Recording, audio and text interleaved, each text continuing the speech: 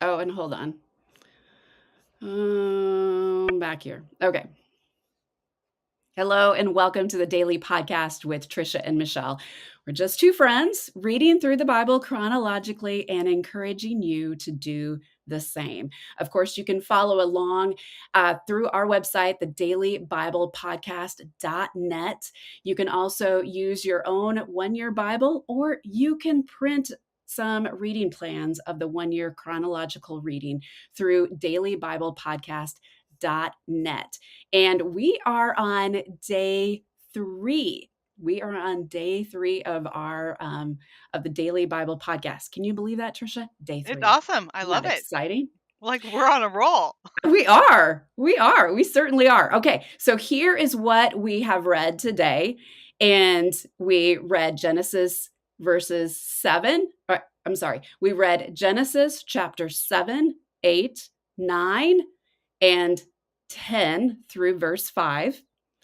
Then we went over to First Chronicles 1, verses 5 through 7. We went back to Genesis chapter 10, verses 6 through 20. Then we went back to Chronicles, and that was chapter 1, 8 through 16. Then we went back to Genesis. So these are all the genealogy, is the reason why we are jumping back and forth here. But it's important. It's important to give us a scope of what we're reading.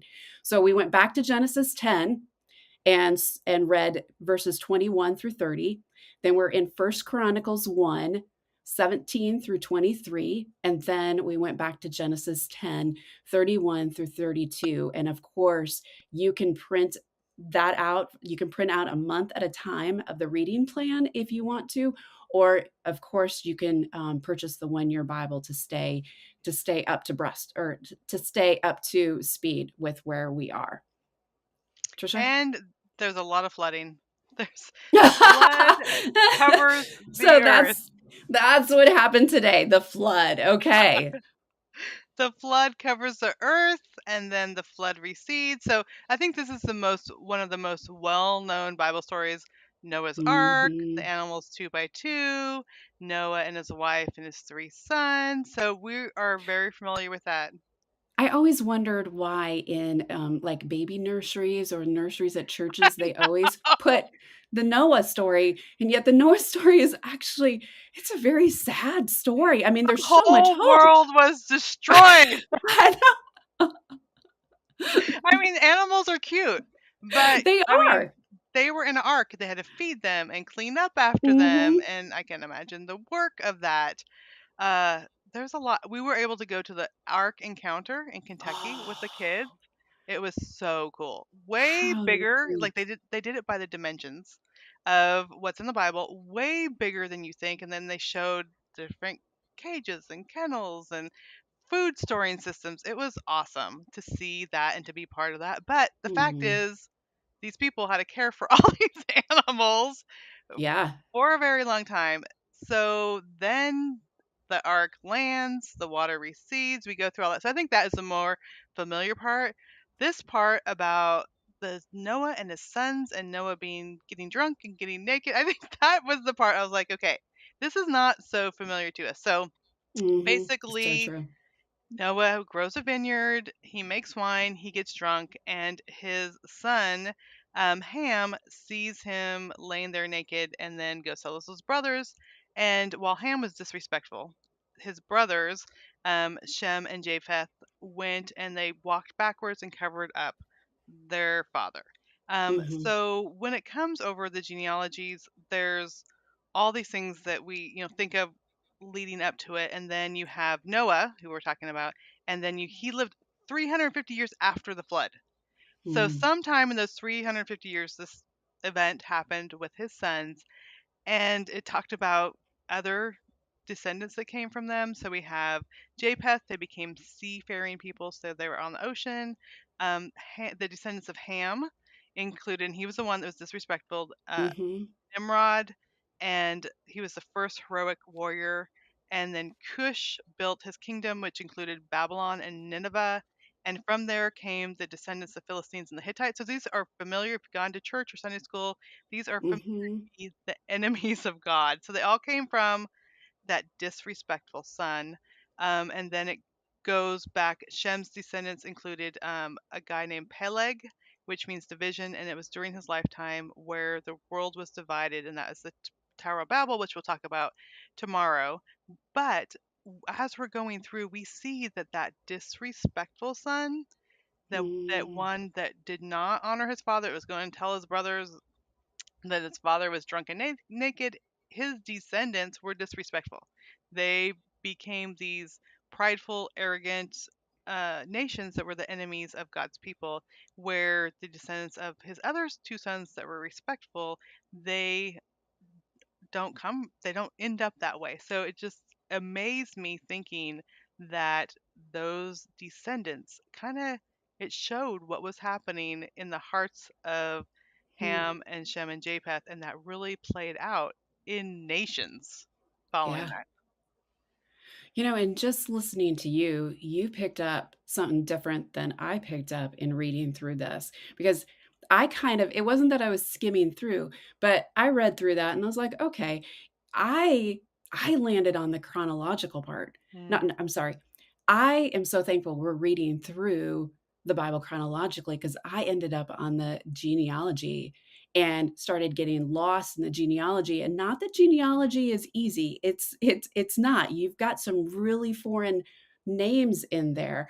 But for the last couple of days, we've been flipping from Genesis over to First Chronicles and back and forth and back and forth. And there are times that I kind of got lost because I don't have a 1 year Bible and I've been going through my Kindle, but yet it just helped me lay out the scope of where God is going and what God was doing. And it just was fascinating to read about generations and generations and generations and generations and just think through how God is a God over all. And it just made it so much more vast and big to me. And when we're reading those, we could recognize those names that we understand, that we know about. Yes. But then you think about the other people that their stories aren't in the Bible, but their names are. Like they Mhm. lived a whole lifetime too, so we don't know maybe some of their experiences, but all these people are making choices. And Mhm. I kind of struggled with the part that Noah, after he came to and realized what happened, he Yeah. cursed Canaan, which was Ham's son. I'm like, what was that? So I kind of went over to BibleHub.com. I love that website. Great. And I saw that one of the commentaries, or many of the commentaries, said that basically it showed the personalities of Noah's children, Hmm. and that the youngest was disrespectful and caused trouble, while the two older tended to their father in his time of need. And that poem, it's actually a poem where he curses Canaan, which is Ham's son, and then he blesses um, Shem and Japheth. That poem is kind of a prophecy, like you said. We kind of see what God is laying out. We see what is to come. God knew what was to come, and He knew where those nations would lead, and Hmm. they became they became the enemies of Israel. And so it wasn't like he was kind of cursing him that made them the enemies. It's like God saw that was in their hearts, and that that's where they were headed. And that really Hmm. made me think about our habits and what we pass down Oh, to the next yeah. generation. Just like good news can be passed down, good attitudes can be passed Mhm. down, um, our beliefs can be passed down, our faith can be passed down, just like that. Grumbling and complaining, I know that's big in the Goya Yes, household. exactly. We Yeah. have worked to overcome grumbling and complaining. I wrote about it in The Grumble for Year, and it all started with Mhm. me saying, I need to stop grumbling and complaining, and I need to apologize to my kids when they are grumbling and complaining. And when we are aware of our choices, then it just makes us realize like the choices I make today will impact generations, Mm. just like the choices of Shem, Ham, and Japheth, they impacted generations. So we can choose today, right or wrong, and it not only impacts us, but all those to follow. That's just such a good reminder of just the sins of generations, the generational curse, Hmm. and how we can break that. we can break that. In following your story, the Goyer story, in just saying, okay, we're gonna make a stop here. This has got to stop. So all those bad habits, not just in your guys' life, but in all of our lives, all those bad habits, we can learn how to lead and guide our kids and leave a legacy of good habits and right living. And um, I've known countless parents throughout the years who have said the same thing, and they're also parents who grieve over their children's poor choices, Yeah. especially when a child may choose to walk away from the faith, because it's a hard thing when we're passing on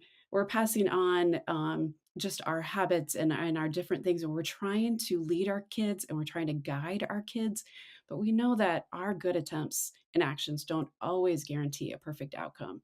I'm so glad you brought that up because it's not like if you do A, it'll result in B. Right. But if you don't teach faith and not grumbling and all these things, if you don't teach it, you're guaranteed to get the wrong outcome. Hmm. So, at least you are working at it. You're seeking God's help with these things. And also, Yes. God can maybe see generations.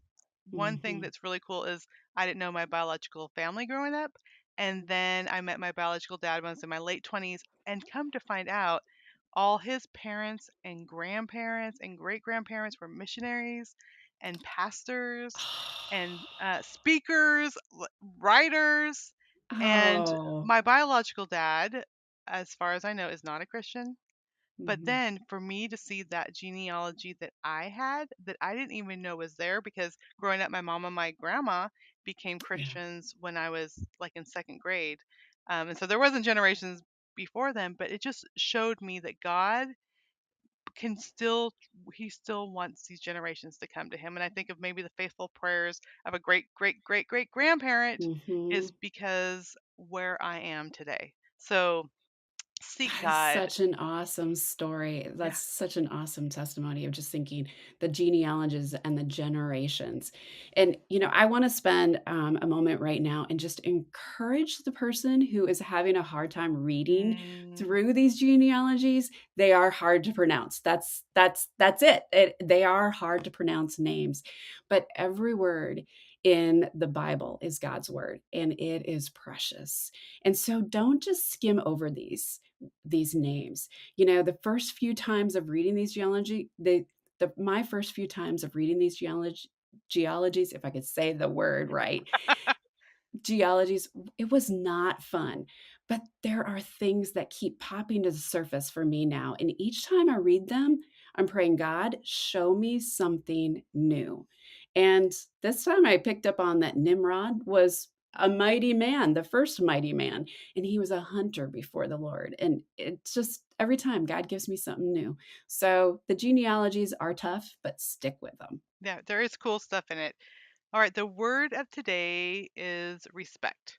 It means Mm, esteem, admire, and to look back at with regard. So Noah's son Ham did not respect him, and later Ham's descendants, like we talked about, did not honor God. And they tried to build a name for themselves, which we'll talk about tomorrow. But we can respect mm, God, we can respect other people, and that is going to shine. That is when we're respectful, is showing the love of Jesus, even people we don't disagree with. I mean, that we don't agree with. It's easy to respect those that we agree with. It's harder to respect those that we don't disagree with. But it really shows mhm, God's character when we can be kind and respectful. mhm. As you're talking about respect, my mind goes to my parents. And the older that I get, the more that I realize what they did for me and are still doing for me. And I keep going, am I respecting them? Am I honoring them to the best of my ability? Mm, And because they continue to love me, they've seen all my faults. yeah, They're not like God and see all, but they've seen a lot, and they continue to walk alongside of me. And I'm like, what do I need to do to show my respect for them? And so I love that you picked the word of the day as respect, because it is important for us to look at God's word and go, How can we do that? How can we do that? Or in in today's case, how can we not do that? How can we show respect and not show disrespect? That is so good. And so I think that's the application for all of us is to take that Mm, word of the day, that respect, and think about how we can be respectful to God and others, how we're modeling it for our children, and how to shine like Jesus. Philippians 2 4 mm, through 5 says, "Don't only look out for your own interests, but take an interest in others too. You must have the same attitude that Jesus Christ had." That's a tall mm. order, That's a but big order. that's a big order. But when we respect other people and when we show the love of Jesus, Jesus was out there with the sinners, with the tax collectors, with all the people that the society was turning their backs on and respecting them. And we see that that impacted us today, seeing Mhm, how he just loved other people. And that can make all the difference when we think about going through our day and being respectful to other people. mm. That's so good. That's so important. Well, tomorrow we are going to read about how God put in the heart of one man by the name of Terah something different to do, to not go the wrong direction or not be disrespectful. And it was something that greatly impacted his son, Abram. That's what we're going to be talking about tomorrow. And friends, I just want to remind you, we are at the beginning of an incredible journey. And I am so glad that you are joining Trisha and I. This is some really good stuff. And we are reading about the foundation of the world. And it's so exciting. We're learning about God and we are learning about ourselves as we see through his lens. So I just want to encourage you to continue reading in his word, continue to following along in the Bible reading plan at dailybiblepodcast.net, or get the book or I'm sorry, and get the Bible. And Trisha, what is the Bible that we are going through right now? It's the 1 year chronological Bible. So there's Okay. different versions. There's hardback and softback, but the 1 year chronological Bible is what we're using. Okay, the 1 year chronological Bible. So tomorrow's reading, hold on, get your seatbelt on, maybe get out a pen and paper. So tomorrow's reading is Genesis 11, 1 through 26. Then we're going to move on to First Chronicles 1, verses 24 through 27. Then back to Genesis, and we're going to read the rest of Genesis 11. Then we're going to read all of 12, all of chapter 13, and then we're going to read chapter 14. That's again in Genesis. So I guess you don't need a seatbelt really, because that was just jumping back and forth twice. So that wasn't bad for today. It's But you still need a seatbelt. It's for safety, Michelle. yeah, there you go. Well, you've been listening to the Daily Bible Podcast. We are so excited to have you along, and we just want to send you off with some daily encouragement to get into God's Word and to be the hands and feet of Jesus. Thank you so much for listening. Thank you. Bye.